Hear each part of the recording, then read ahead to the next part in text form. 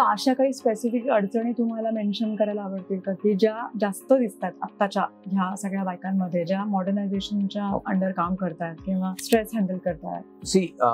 गेल्या काही वर्षांमध्ये स्त्रियांचं एकंदरीतच समाजातलं स्थान बदललंय. त्या स्त्रीला दोन्हीही बाजू सांभाळाव्या लागतात. तो घरातलंही बघायला लागतंय, पण त्याचप्रमाणे तिला बाहेर जाऊन कामही करायला लागतंय. तिला तिच्या पायावर उभी राहायची संधी उपलब्ध झाली आहे. तिला स्वतःचं करिअर घडवण्याची मुभा आज उपलब्ध झाली आहे. पण या सगळ्याच बरोबर त्यामुळे काही आपल्या जीवनशैलीमध्ये बदल घडलेला आहे आणि त्या जीवनशैलीमधल्या बदलामुळे काही जे प्रॉब्लेम्स इश्यूज आहेत स्त्री आरोग्याशी संबंधित ते सुद्धा जास्त प्रमाणात आहेत असं वाटतं. उदाहरणार्थ आपण घेऊयात की PCOS नावाचा एक आजार आहे, ज्याला आम्ही पॉलिसिस्टिक ओव्हॅरियन सिंड्रोम म्हणतो.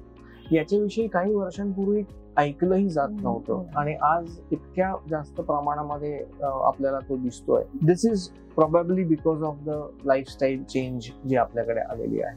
त्याच्याच बरोबर मेन्स्ट्रुअल डिसऑर्डर म्हणजे मासिक पाळीचे जे आजार आहेत त्याचं प्रमाण वाढलेलं दिसतं. मूल व्हायला दिवस राहण्याकरता थोडंसं जास्त स्ट्रगल करावं लागतंय आजच्या जोडप्यांना. तसंच स्थूलपणा किंवा ओबेसिटीचं पण कॅपिटल होत चाललंय आपला देश.